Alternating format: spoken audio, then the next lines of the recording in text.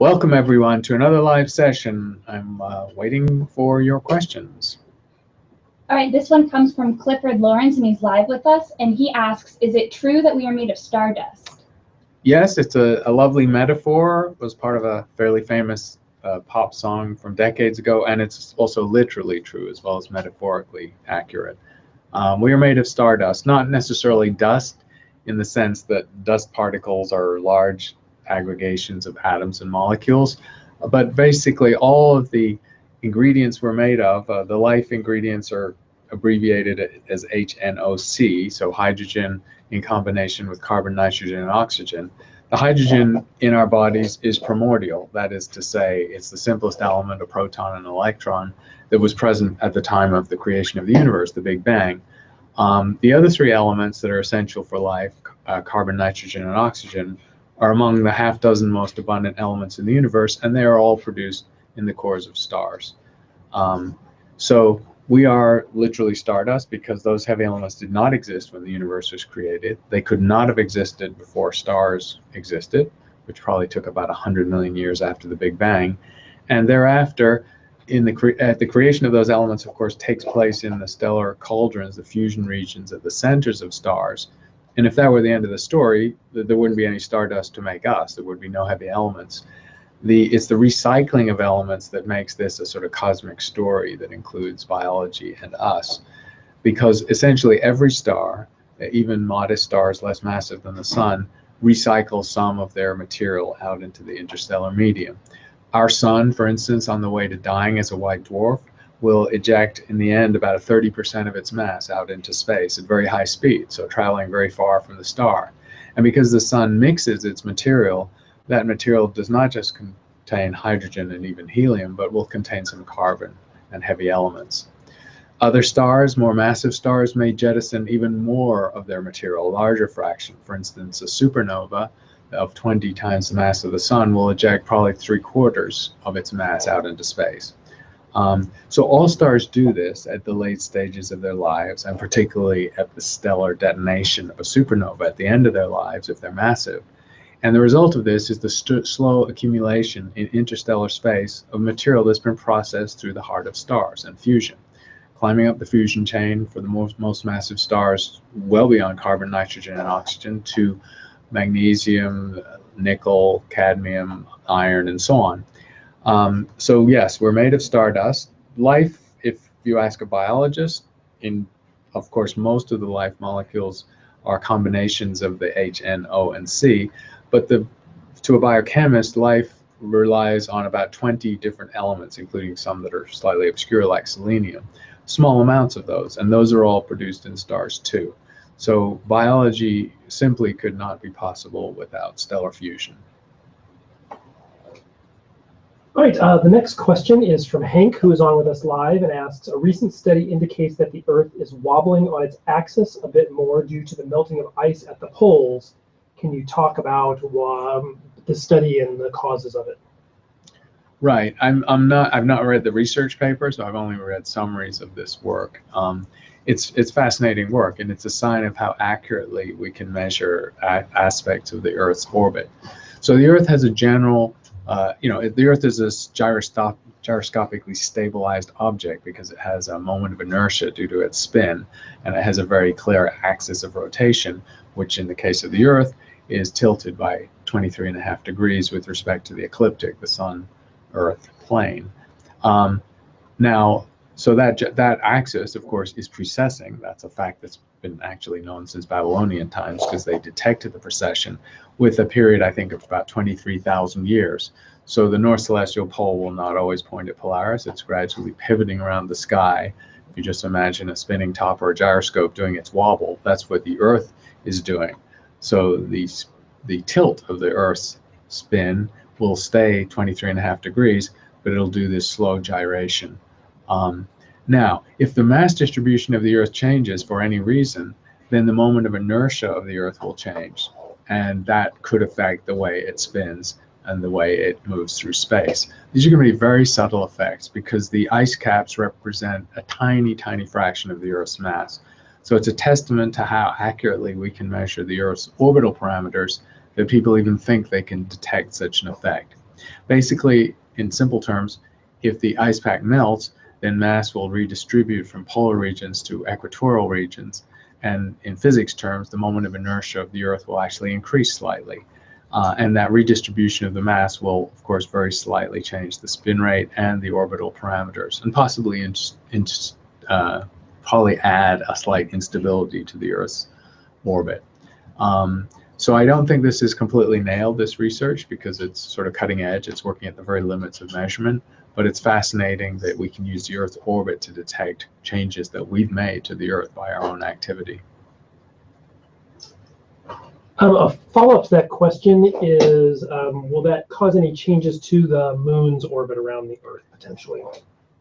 As far as the second part of the question, I think not. It's far too subtle. That's like a tiny effect on top of a tiny effect.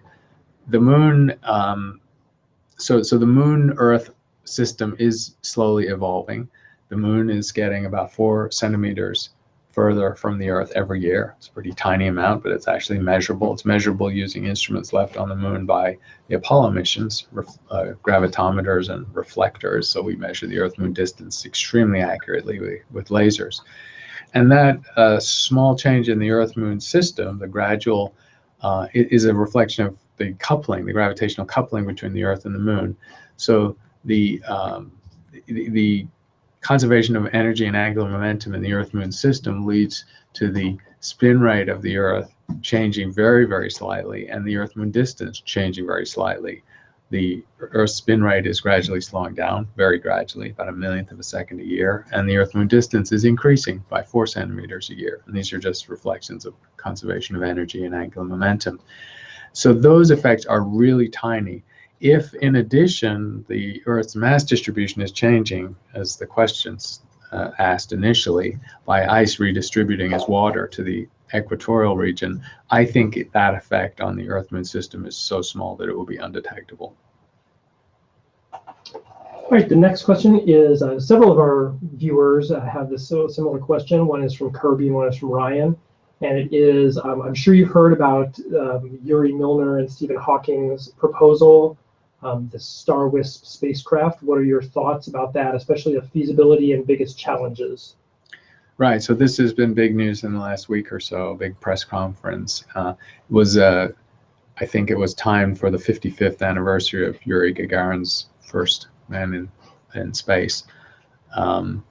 And Yuri Milner, the Russian entrepreneur and investor that's behind this effort, was named after Yuri Gagarin, of course. He lives in the United States now. It's a very exciting idea. It's resuscitating ideas or concepts that have been around for decades. NASA has actually had something called the 100-Year Starship Project out of NASA Ames. That's not accidental that Pete Worden, a former Air Force colonel, is the director of NASA Ames, and he is heavily involved. He's, I think, the project director of this new project. So there's a strong connection to NASA Ames, and NASA Ames has been interested in the idea of new propulsion systems and ways to get to the stars. We seem to be stuck in near Earth orbit. It's a long and expensive road to send humans to Mars or the Moon. And this is a project that vaults over all of that and tries to send not humans, it's simply not possible, and maybe not for centuries, but tiny robotic spacecraft to the nearest star, Alpha Centauri, distance of 4.37 light years. So the announcement was basically to kick off this project. It was also an announcement that Yuri Milner had committed, he's a billionaire, had committed $100 million of his funds to kickstart this project for R&D work. You may recall that just a year ago, Milner spent another $100 million supporting SETI, maybe it was a year and a half ago, supporting the search for extraterrestrial intelligence. So he's clearly committed to these sort of frontier, cutting edge, and perhaps long shot astronomy and space ideas. This idea is one that is exceptionally challenging technically. So I'm not going to be a pure skeptic on it because I would love for it to happen. But the hurdles for doing what they want to do are formidable. The short story of the concept is to use the conjunct of the extreme miniaturization of technology that lets us put a lot of sensors and a lot of computing horsepower in a tiny package. In this case, we're talking about spacecraft that are literally a gram. They're tiny. They're bigger than a grain of sand, but the size of a small pebble.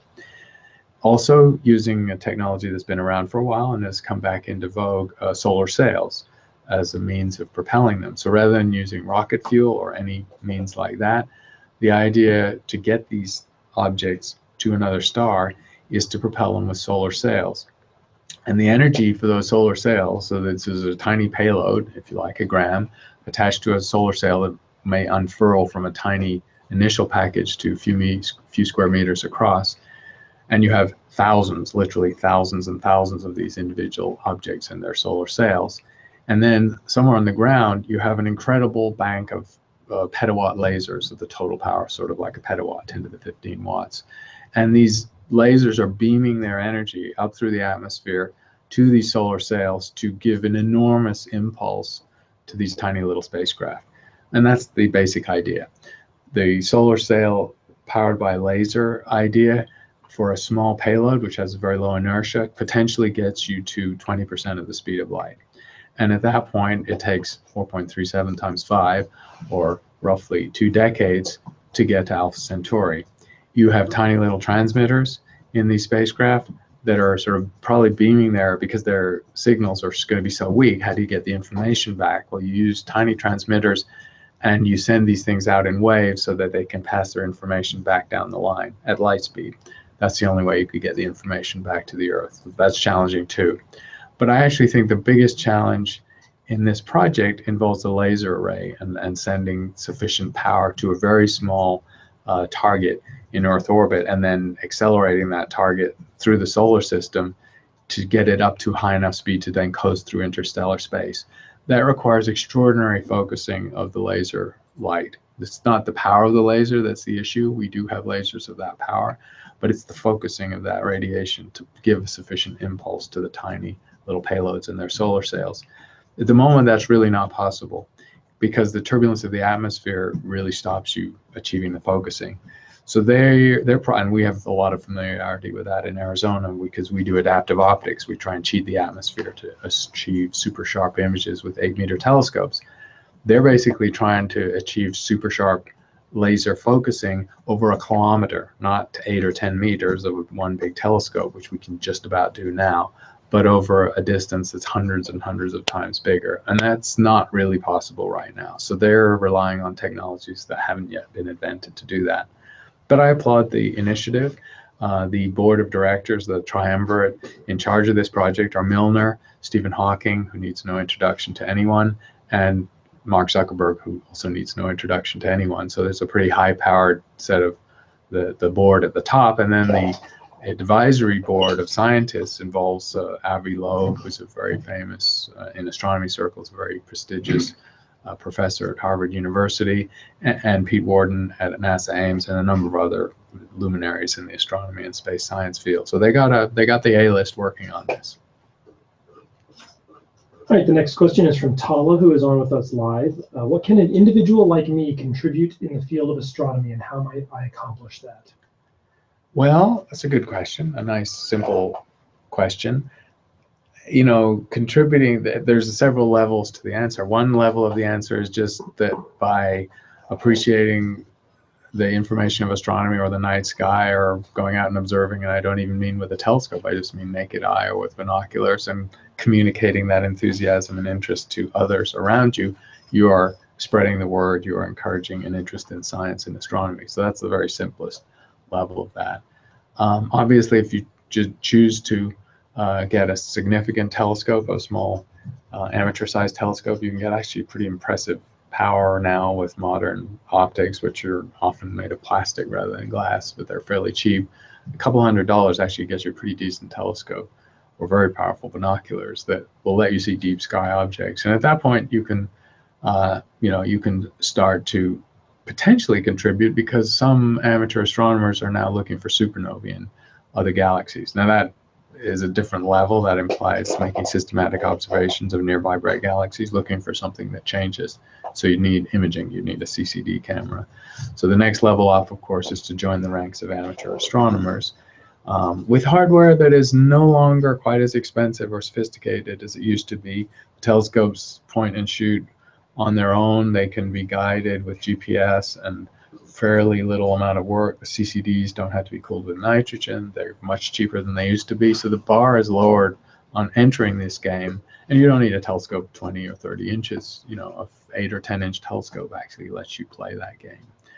So at that point, you can actually contribute to the research enterprise. And there are a number of groups of amateur astronomers with the systematic inclination to make observations that pool their resources to be more effective.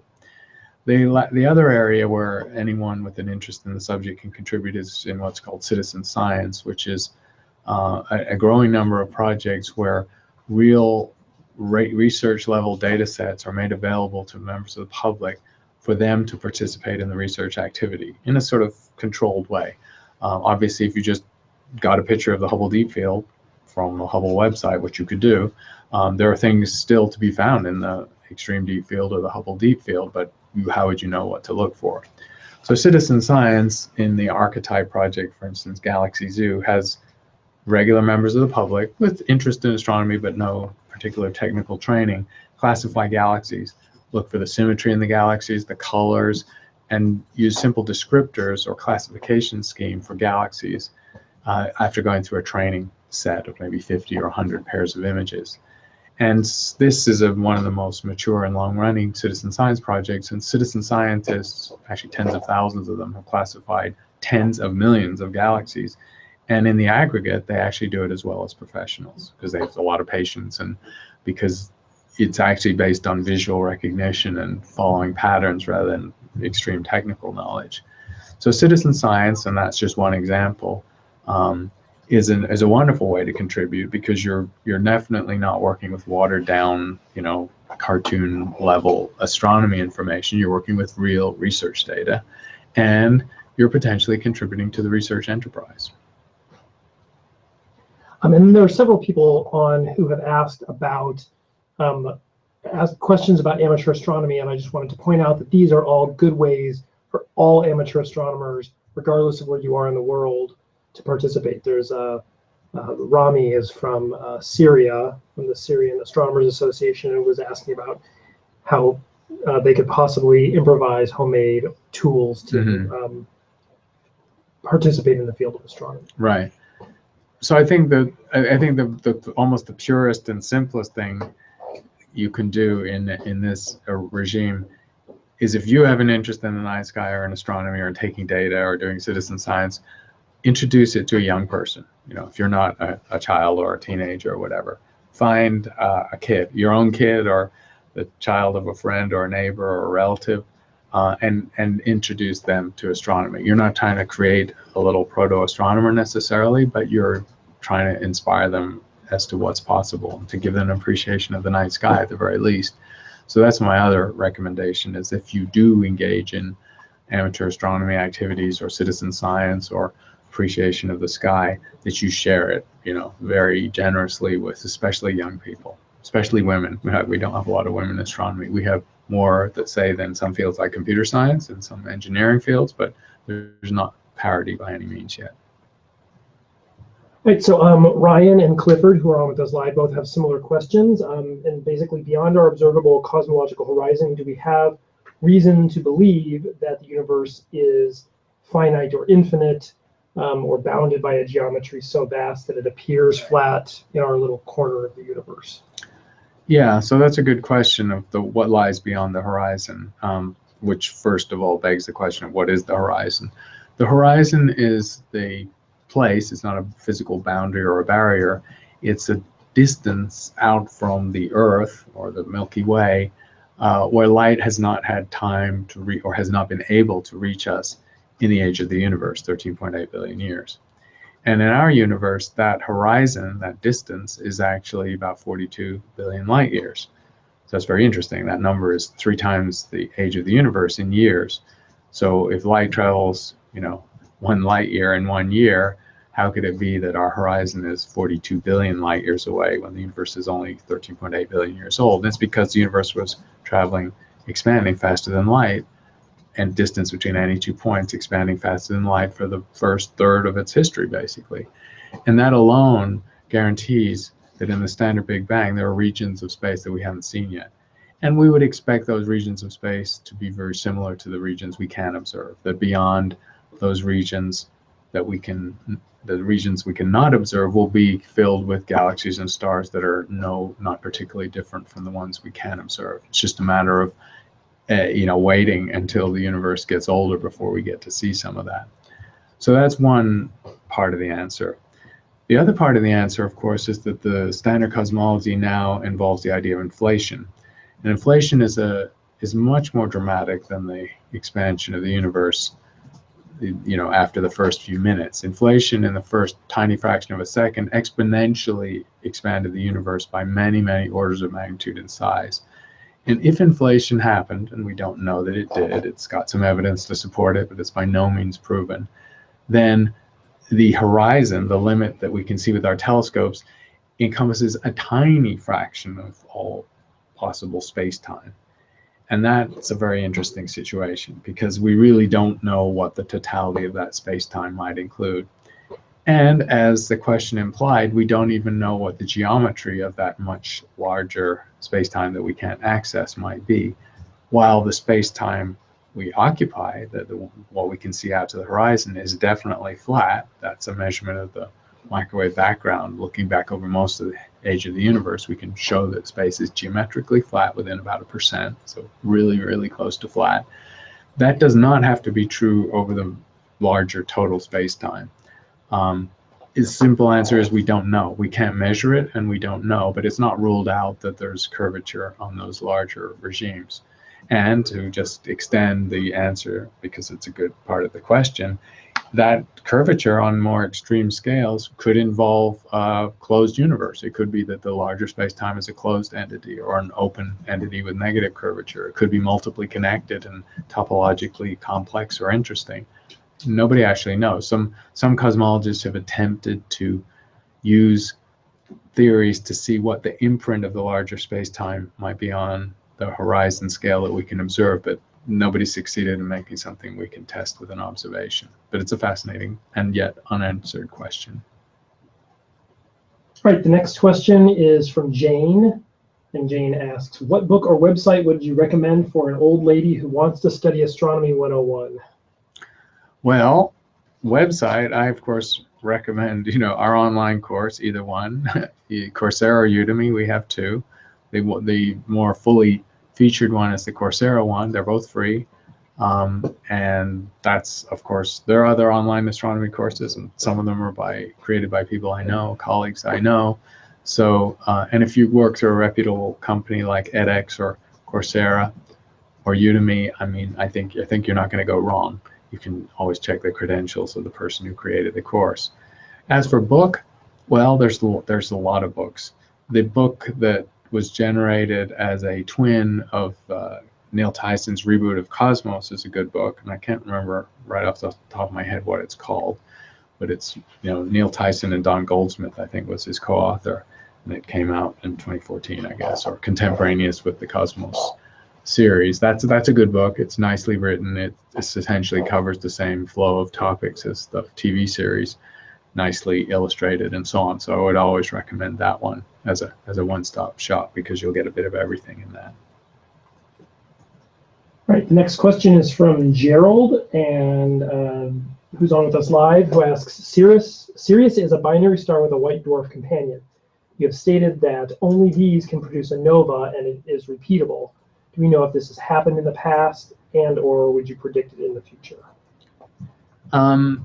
So we don't know if we don't think Sirius is a repeating regular or even irregular variable star. It is a variable star, so the light from Sirius is variable. No, there are different kinds of novae. There are actually, in astronomy technical literature, I think there are over 50, maybe 55 completely distinct types of variable stars with different mechanisms, different levels of regularity or irregularity. So it's a pretty big field, actually, and nova is a periodic flaring of a star because the material that falls onto it undergoes a nuclear conflagration, which ejects a lot of material, creates a lot of energy, and lights up the star, and then that fades. And as that material builds up again to the point of thermonuclear fusion by compression on that surface, it happens again. That can happen regularly or quasi-regularly or completely irregularly with no periodicity. All three things are possible, and all three things happen out in space. So variable stars are kind of a wild landscape of astrophysical phenomena. And Sirius doesn't really, it's certainly not a regular variable star in that sense. All right, our next question comes from Alice Amanda, and she's on live, and she asks, will you be observing the transit of Mercury on the 9th of May? Hey, Alice Amanda. No, on the 9th of May, I actually have travel, and I'll be in a place, or I'll be in the middle of London, so I actually won't be able to observe anything on that day. These transits are rare events, they're fun, they're iconic situations in astronomy. I had my fun in Indonesia watching the 2-minute long total eclipse a month ago, so that's all the fun I'm allowed in 1 year. Right, the next question is from Tom, who's on with us live.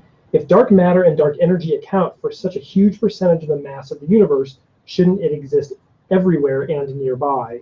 Are we looking for it in our solar system?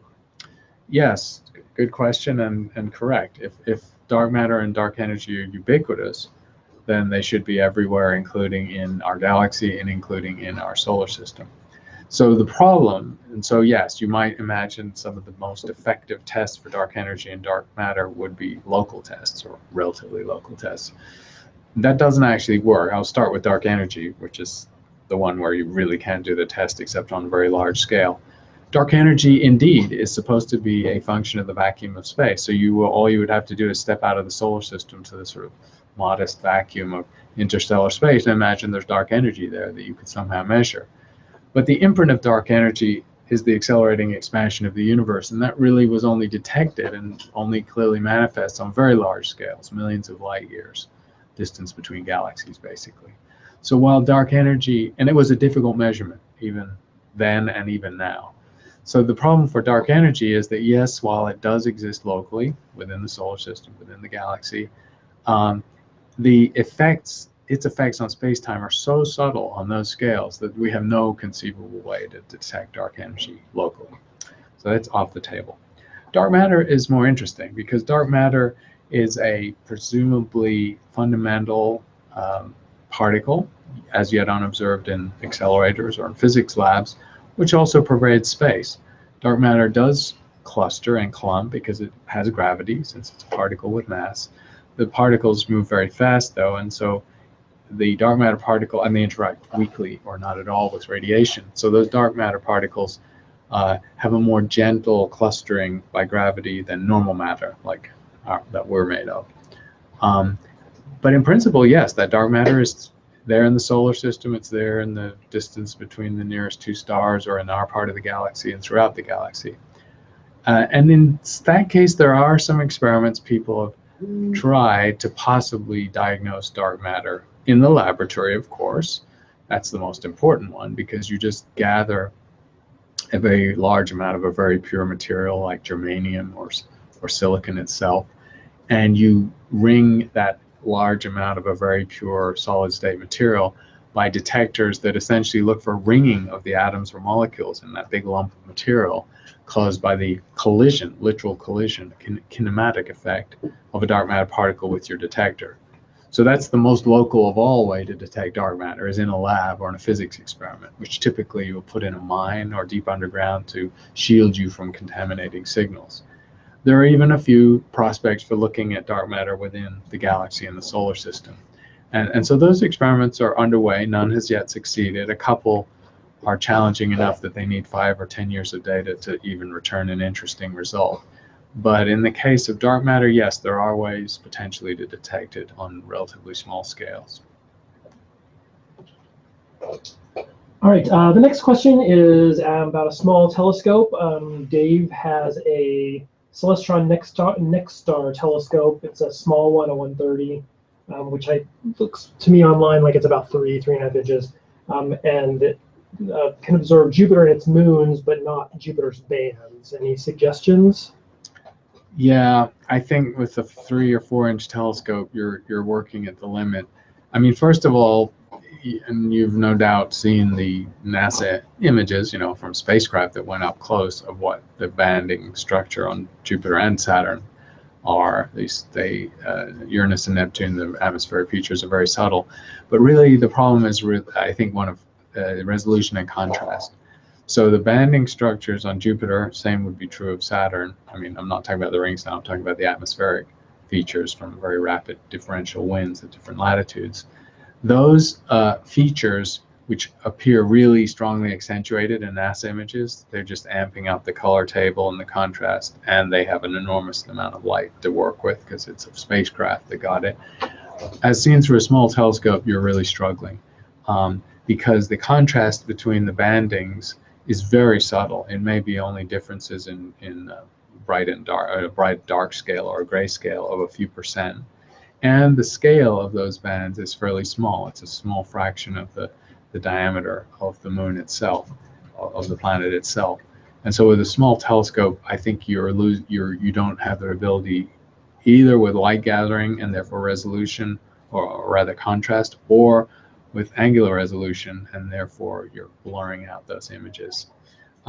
When does that get more tractable? I think I'm not an expert on that distinction per se, but I think you need to be at a 10 to 15-inch telescope to have enough resolution and contrast and enough light gathering to detect that. And also you need to be at a good site, a stable site. All right, so the next question is from Robert, who is on with us live. Every few days I look at the JPL Horizon website to get the RA and DEC coordinates for various comets and asteroids, and then chart them to see if they're in the same field of view as various deep sky objects. Do you know of any software or websites that will do that for me, as that could be a useful tool? Yeah, and this one I have to punt because this is what I would call a good but very hardcore amateur astronomer question. It's not the kind of observing I ever do. I look at really distant objects if I use big telescopes. I would almost guarantee that someone has done what you're asking. I would hit the onboard, the sort of online discussion boards and forums for amateur astronomy groups in your area, or maybe the statewide group, and just let some word of mouth help you out there. I mean, as well as doing a pretty generic web search on that kind of thing. So yes, I'm almost sure there's so many people interested in observing comets when they're available, and combining that with other observations, that I'm almost sure someone's done what you want, but I'm afraid I can't point you to anywhere to get it. The next question is from Sana, who says, why, when our eyes are wet and we look at a white light bulb, can we see rainbow colors? Interesting. I don't know that I've experienced that, but I'll take you at your word, and it makes sense. The tiny, the rainbow phenomenon, of course, is caused by just droplets of water in the atmosphere, in a cloud, or in a just hanging in air without being opaque, and it's caused, of course, by the refraction of the light within the tiny droplet, emerging in a sort of prismatic sense where it's dispersed by the transition between the water and the air layer, and that creates a tiny little rainbow. And so I imagine the same thing could clearly happen in your eye. The droplets there are not going to be spherical. They'll of course be half spherical, and then the other side showing the contour of your eye, which is essentially flat on the scale of a drop. So they're sort of half hemispheres, but they can do the same refraction. But I'm actually intrigued that you can see such an effect. But it's the same physics. It's the same optics. All right. The next question is from Robert. In June 2015, the variable star Cygnus V404 was quite active and could be seen brightening over minutes and hours as a result of a black hole nearby. I think it also had a flare-up in January of this year. Do you know anything about this, or when the next burst is coming? I'm familiar with the object in general, not its detailed history in the last, recently. This is an irregular phenomenon. It's not a nova-like phenomenon or a repeatable type phenomenon with a metronomic time scale, because the material that in a binary system, the material that falls onto the compact companion and creates a flare It's very inhomogeneous. It's very patchy. It's not a smooth distribution of gas. It doesn't fall at the same rate onto the companion. So it's almost certainly going to be chaotically variable. And that actually makes it very hard to predict. Let's see. The next question is from Alice Amanda. What is the Seeliger effect in connection with the planet Saturn? Who was or is Seeliger that the effect is named after? Wow, Alice Amanda, you stumped me. Stumped the chump. It's like the car guys. Don't know. I'll have to go and look it up. Next one is, it appears that stars and planets form at nearly the same time, but what determines how much gas and dust form the star and how much is left to form planets? That's a really good question, because that's a very active research topic, and there is no clear and simple answer. We obviously have the best information on that in our own solar system, where of order 0.1% of the total mass of the solar nebula went to form all the planets and all the other debris in the solar system. So if you swept out the giant planets, which are most of the mass, the terrestrial planets, which are a smaller fraction, and all the comets and meteors and asteroids, which is an even smaller fraction, it's less than 1 part in 1,000 of the sun's mass. So that makes it sound like solar systems are formed out of the tiny residue left over from the collapse of a star out of an initially large gas cloud. We simply, we have never known if that is a typical number. Could a solar system form from 1% of the mass of the initial star? Does it depend on how fast the cloud is rotating, and so how fast the star ends up spinning, how much mass is left outside in a disk to form planets? We don't know. All people have been able to do is simulations of different initial conditions in a computer to try and see what the variation is. And there is substantial variation. So we should not expect in nature that all planetary systems form with about the same total mass that our solar system has relative to its star. We should expect to see variations of factors of maybe even 3 to 5 or larger. Could we answer this question for exoplanets? Maybe, and in a few cases we have. The problem there is that we have a very incomplete census of exoplanets. There are multiple exoplanet systems known. There's a couple of systems with 7 to 9 exoplanets known. So in that case, you could probably think you've got most of the mass of the planets. The ones you haven't seen are very small. And you can infer, but not actually measure, the mass of the parent star by its spectral properties. And in those cases, they're in line, again, within this factor of 3 or 5 with the solar system. So that's the best guess at the moment based on very limited data, that the solar system is not necessarily typical, but that planets in all cases form from a very small fraction of the total nebula mass, but it might not be as small as the solar system's 0.1%.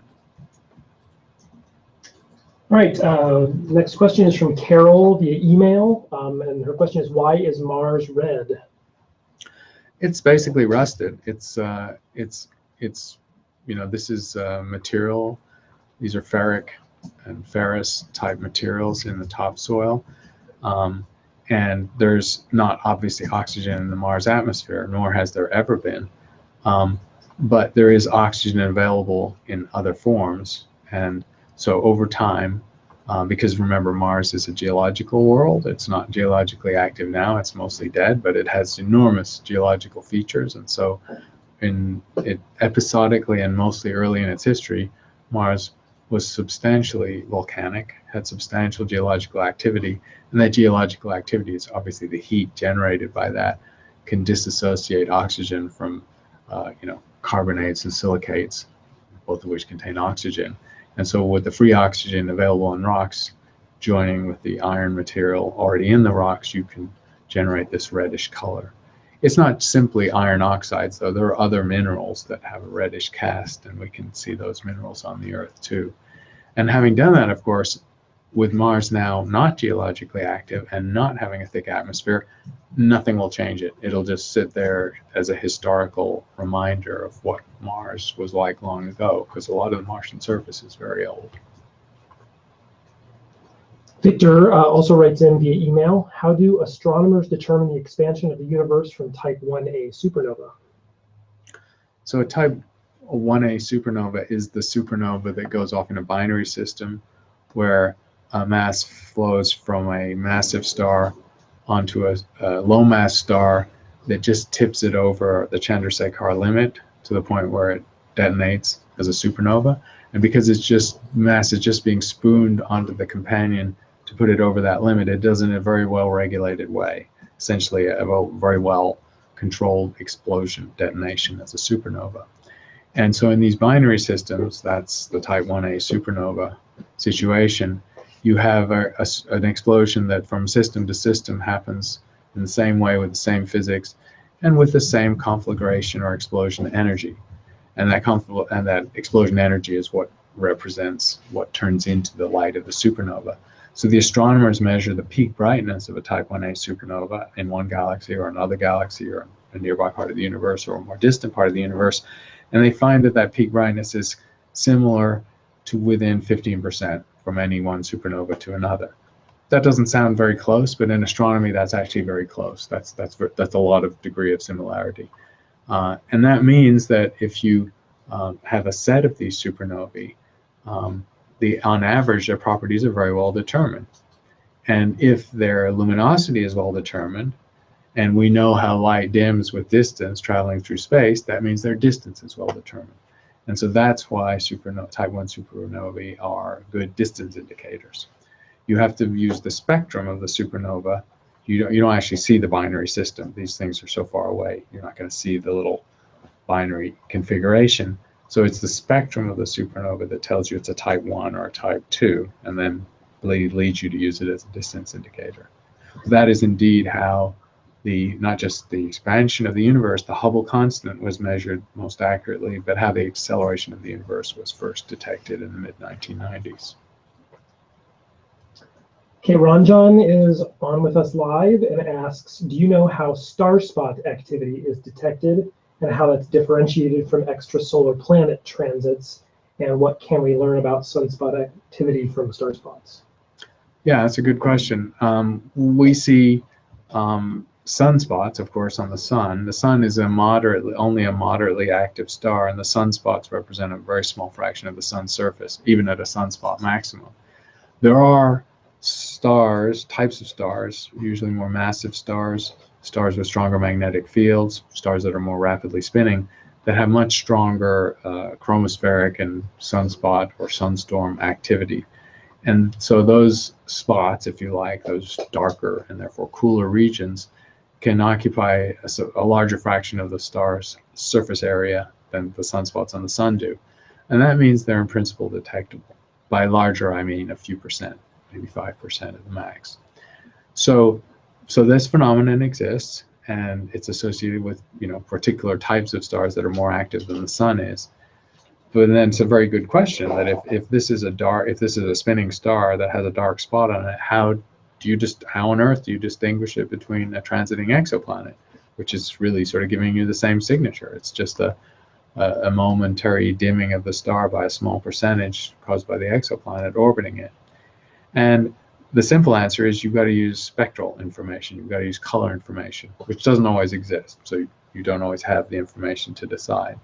But if you can measure the spectrum of these stars, which is typically true for exoplanet systems, the stars tend to be bright. These are often nearby stars, some even visible to the naked eye. What the exoplanet, of course, is truly black. It's just occulting part of the star. But a sunspot or a star spot is still active. They're still white. There's still stellar radiation coming from it, but it's at a cooler temperature. And so that will distinguish itself spectrally from a transiting exoplanet. Now that's quite a subtle measurement, but it's been done in a couple of cases, and it can be done in principle in every case if you have enough light. Right. The next question is, are there currently new planets and stars being formed, or are all bodies in the universe formed and just getting older and older? Oh, and I should add a tag to that last question, because it just occurred to me after I finished. The other distinguishing feature between a sun or a star spot and a transiting exoplanet is the orbital time. You know, the most rapid exoplanets known, like the first one found, 51 Peg, had an orbital period of 4.4 days, 4.3 days. And there are very few exoplanets that orbit as fast as a few days. Most are weeks, months, or years. Well, the sun has an orbital period of about a day, and more massive stars or more compact stars rotate even faster. So typically, the variation time of an occulting star spot or sunspot will be substantially more rapid than a typical exoplanet. So let me get back to the other question. You probably have to read it too. Okay, sure. Are there currently new planets and stars being formed, or are all the bodies in the universe formed and just getting older and older? No, it's a continuing process. As long as there's this recycling of gas that I alluded to in an earlier question, as long as stars continue to eject some part of their mass as they die, as they leave the main sequence and become stellar corpses, then there's material left over to form new stars and planets. And that process continues. And in a young galaxy, relatively young galaxy like the Milky Way, by which I mean there's a fair number of young stars, the sun, for example, being 1/3 of the age of the Milky Way as a whole, that process will continue for some fairly substantial time, like tens or maybe even 100 billion years at the maximum, but certainly tens of billions of years. So as long as there's gas out there, as long as stars are recycling their material, then there's material to make new stars and planets. But at some point, that cycle will stop. It cannot continue forever. Logically, there will be a time when so much of the mass of any galaxy, including our own, is tied up in stellar remnants, which means white dwarfs for the most part, plus neutron stars and black holes. They can't recycle anything. They're just corpses. They stay the way they are forever. At some point, all the stuff that's left, all the gas that was ejected, has been mopped up into new stars, or the medium between stars is so thin, so diffuse, so close to a vacuum that you never get enough material together to make a new cloud to collapse and form a star and planet. So the process cannot go on forever, and I alluded to the time scale. 100 billion years is the rough time scale on which in the Milky Way that process will end and no new stars or planets will be formed.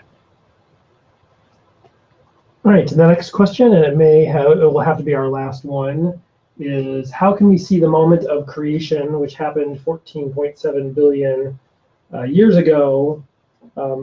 Wouldn't we have to be basically, how can we see the moment of creation when it was so far away and so long ago? Wouldn't we have had to have traveled faster than the speed of light to be able to see it? So the basic answer to this is that the telescopes are like time machines. We're using telescopes to look back in time. That's how we do cosmology. That's my field, observational cosmology. So as you look further out with a telescope, the light that you see has traveled further and longer to get to you. To a nearby galaxy like Andromeda, that's 2.25 million years. So that light is 2.25 million years old, but that's the nearest big galaxy. If you go to the Coma cluster or Virgo cluster, you're talking about 50 to 100 million year old light. And that's still a small fraction of the age of the universe. But with Hubble Space Telescope, you can look at galaxies that are so far away that their light was emitted when the universe was young. And it's just extending the same idea that the biggest telescopes give us enough light grasp to look back in an expanding universe to light that was emitted when the universe was very young. So with optical telescopes, ground-based or space-based, you can get back within 3 to 5% of the age of the universe. So within the first 3% of the age of the universe.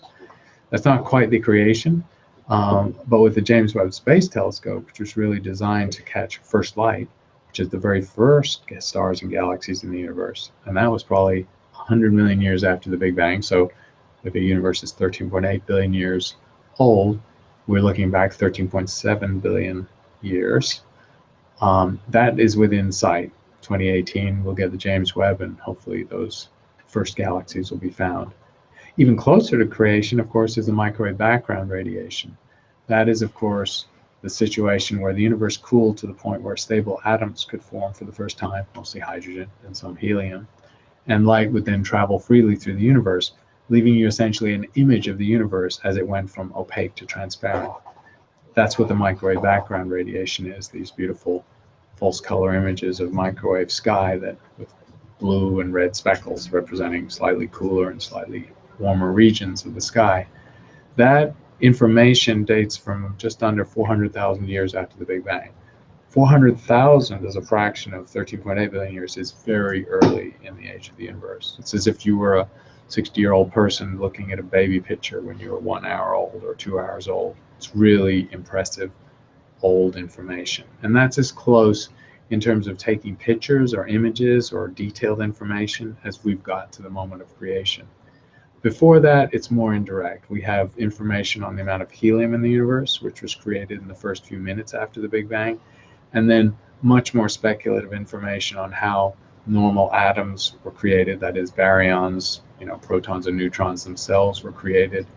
But that's not quite the same as seeing a picture of something.